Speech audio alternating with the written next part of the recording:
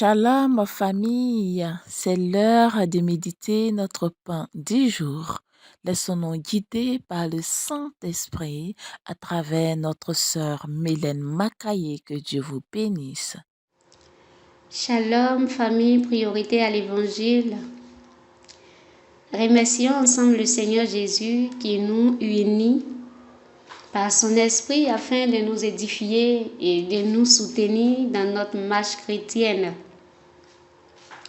Père de gloire, je bénis ton Saint-Nom pour ta bonté qui ne cesse de se renouveler pour chacun de nous au sein de cette famille. Merci Seigneur, merci pour de ce que tu fais de nous. Père, je te dis merci pour cette semaine encore que tu nous offres. Je te rends grâce pour la vie de ton serviteur, le berger Makaye. Béni sois-tu encore et encore, toi qui règnes éternellement dans les siècles sans fin. Amen. Frères et sœurs, vu que nous avons été fortifiés et édifiés par les séminaires passés, je sais que vous êtes aussi encouragés à suivre avec beaucoup plus d'attention cette dernière semaine d'enseignement. Pour ceux qui ne me connaissent pas, je suis votre sœur Mylène Makaye, l'épouse du berger. Et je me recommande à Dieu pour ces temps que nous allons passer ensemble. Toute cette semaine, nous allons cheminer ensemble pour découvrir encore d'autres grandes vérités dans la parole de Dieu. Nous aurons 6 jours à passer ensemble et notre thème c'est l'urgence de voir Jésus. L'urgence de voir Jésus.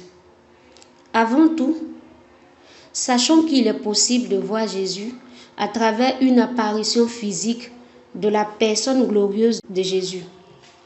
Et cela est une grâce particulière. Certains ont eu la grâce de le voir en songe. Et cela m'est déjà arrivé par sa grâce. Lorsque le Seigneur Jésus veut révéler sa volonté stratégique à son peuple, il peut apparaître physiquement aux gens. Mais ça, c'est une grâce particulière que Dieu accorde à qui il veut et comme il le veut. Notre thème de cette semaine ne parlera pas du fait de voir Jésus physiquement.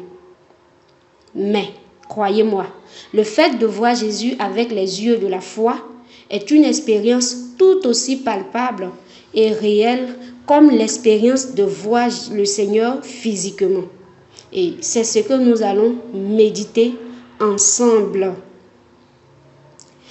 Pour nous, en cette semaine, le fait de voir Jésus signifie expérimenter Jésus, découvrir et contempler Jésus, expérimenter la main de Jésus, communier avec Jésus, vivre le miracle de Jésus. Ce que nous voulons dire, c'est que le sujet est de plus en plus urgent pour le chrétien d'aujourd'hui.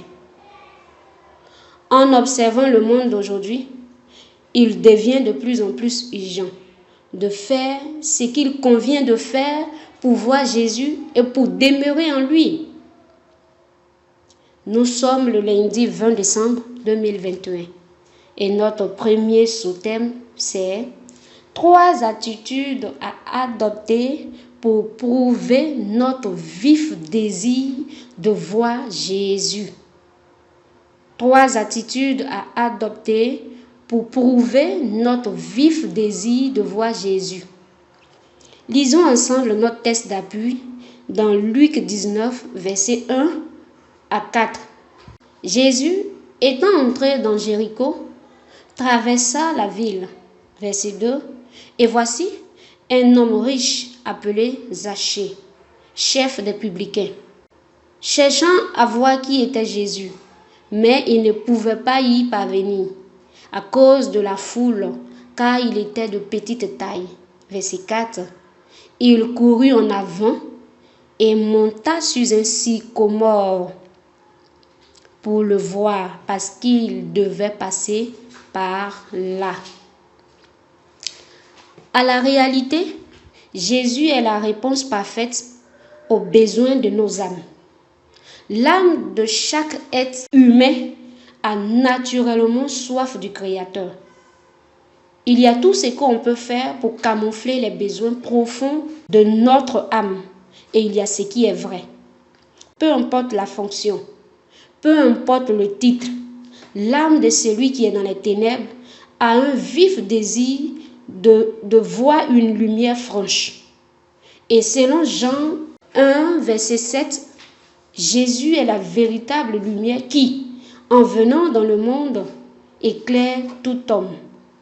Peu importe sa richesse, peu importe sa fortune, l'âme de celui qui est malade ressent aussi ce vif désir de retrouver la consolation et la restauration.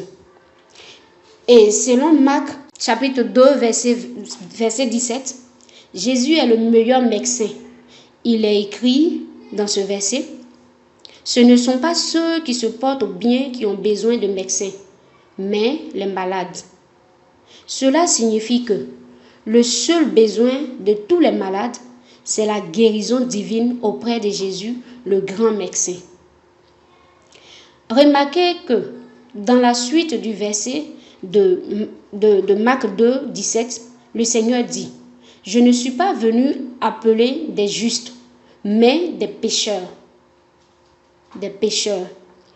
Cela traduit clairement que pour ceux qui ne sont pas corporellement malades, le péché représente aussi une maladie dans leur âme. Et la bonne nouvelle pour vous et pour moi, c'est que Jésus-Christ est le médecin qui guérit toutes sortes de maladies physiques et spirituelles. Qu'est-ce que je tente de nous faire comprendre d'abord? Selon notre texte d'appui, Zachée était un homme riche, mais il a manifesté un vif désir de voir Jésus. Quelqu'un me dira, mais Zachée était déjà riche, donc il n'avait aucun besoin en tant que tel. Mais la Bible nous dit dans le verset 3 que Zachée avait une petite taille. Et c'est justement là la démonstration d'une humilité étrange. Zachée a reconnu sa faiblesse malgré sa richesse. Zachée a reconnu ses limitations et ses incapacités. La reconnaissance de nos incapacités nous pousse à la rencontre du secours divin. Et c'est ce que Zachée a fait. Malgré nos titres, nos fonctions, nos richesses, nous devons manifester cette même humilité. Nous devons reconnaître nos faiblesses, notre petitesse, nos limites en tant que des humains. Nous devons reconnaître nos erreurs, nos fautes. Et c'est ce qui va nous pousser en avant pour aller à la rencontre de Jésus, qui est la solution à tous nos besoins. Voyons maintenant comment Zachée a fait. Dans la pratique, il y a 3 attitudes à adopter. La première attitude, c'est la résolution. La Bible dit dans Job chapitre 22, verset 28, « À tes résolutions répondra le succès. » À tes résolutions répondra le succès. Zachée a pris la résolution de voir Jésus et le succès a répondu à ses engagements. Nous devons être résolument engagés à voir Jésus. Une résolution, c'est la ferme décision de s'engager auprès d'une chose qu'on désire de tout notre cœur. Si vous ne prenez aucune résolution, vous n'avez pas encore ce vif désir dont nous parlons aujourd'hui. Et si vous avez ce vif désir de voir Jésus, la première attitude à adopter, c'est d'être ferme et résolu dans votre décision. La résolution de lire la Bible, d'aimer la parole de Dieu. La résolution d'être engagé dans une vie de prière, comme le berger ne cesse de nous l'enseigner. Par-dessus tout, il s'agit aussi de prendre la résolution de mettre la parole en pratique dans notre vie de chaque jour. Zachée a pris la résolution et cela a marché pour lui. et il a fini par voir Jésus. Mais il était animé d'un ardent désir de voir Jésus. Pendant que vous m'entendez, je ne sais pas si c'est votre cas. Sommes-nous animés par le désir de voir Jésus? Alors, soyons pratiques et prenons des résolutions fermes comme Zachée. La deuxième attitude, c'est de courir en avant. Le fait de courir en avant est la démonstration pratique de votre résolution. Nos résolutions nous donnent l'élan pour courir en avant. Chacun de nous devrait décider de se dépasser lui-même en matière de lecture de la Bible, en matière de prière, en matière de tout ce qui peut nous faire voir Jésus. Nous entrons bientôt en 2022. Le premier défi de chacun devrait être de dépasser ses propres accomplissements de 2021. Ne cherchons pas à dépasser les autres pendant qu'on ne s'est pas encore dépassé nous-mêmes. Et c'est en courant vers l'avant que nous irons à la rencontre de Jésus, qui est la solution à tous nos besoins. Il ne s'agit pas de trop porter nos regards sur les choses du passé. Il s'agit d'aller de l'avant. L'apôtre Paul dit dans Philippiens chapitre 3 verset 13, « Frères, je ne pense pas l'avoir saisi, mais je fais une chose, oubliant ce qui est en arrière et me portant vers ce qui est en avant. » Il se porte vers quoi? Vers ce qui est en avant et non vers ce qui est en arrière. Il oublie ce qui est en arrière. Il dit encore, « Je cours vers le but pour remporter le prix de la vocation céleste de Dieu en Jésus-Christ. » C'est ce que Zachée a fait. Et je crois que nous pouvons faire comme lui si nous avons le désir brûlant de voir Jésus. Enfin, la troisième attitude, c'est de monter sur un sycomore. Le sycomore, c'est un type d'arbre qui fait partie de la race des figuiers. Nous pouvons constater que la Bible prend fréquemment les arbres pour symboliser les hommes. Faisant allusion aux hommes, Jésus emploie l'image d'un arbre. Dans Matthieu, chapitre 7, verset 17, il dit, « Tout bon arbre porte de bons fruits, mais le mauvais arbre porte de mauvais fruits. » Et il dit encore, « Vous les reconnaîtrez à leurs fruits. » Dans Luc, chapitre 13, verset 6 à 9, nous voyons que Jésus donne une parabole où le figuier stérile symbolise encore les hommes. Et même dans le psaume 1, verset 2 à 3, la Bible dit, « Celui qui trouve son plaisir dans la loi de l'Éternel et qui la médite jour et nuit, il est comme un arbre planté près d'un courant d'eau, qui donne son fruit en sa saison et dont le feuillage ne se flétrit point. Tout ce qu'il fait lui réussit. » Ces trois exemples suffisent pour nous, pour montrer que dans la plupart des cas, lorsque la Bible parle d'un arbre, c'est pour représenter les hommes.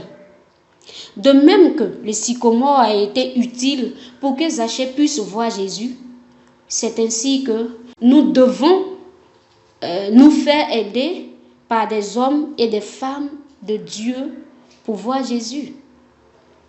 Jésus a établi ses serviteurs pour que chaque croyant puisse le voir à travers eux. Donc, la troisième attitude que nous devons avoir, c'est de nous accrocher à un homme sycomore que Dieu a mis devant nous pour nous aider et pour nous montrer Jésus.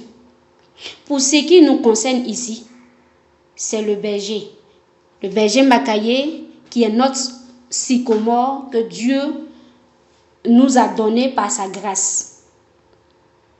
Chaque jour, nous ne cessons de voir Jésus à travers les enseignements que le berger nous donne.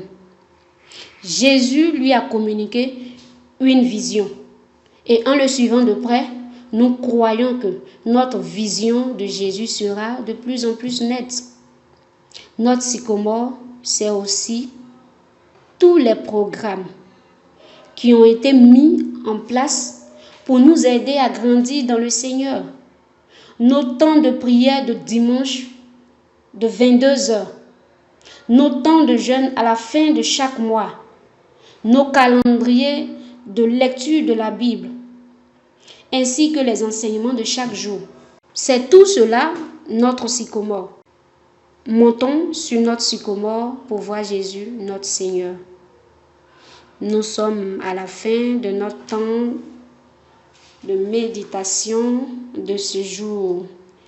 Et pour tout récapituler, nous devons retenir que le désir de voir Jésus doit nous inciter à adopter les 3 attitudes qui sont la résolution, courir en avant et monter sur un sycomore. Nous nous retrouverons demain à la même heure pour notre prochain sous-thème. Demeurez tous bénis au nom de Jésus-Christ. Amen. Père de gloire, je bénis ton nom. Merci pour ce temps. Je te recommande chacun de mes frères et sœurs. Que ton nom seul en soit glorifié. Béni sois-tu et que toute la gloire te revienne. Dans le nom de Yeshua. Amen.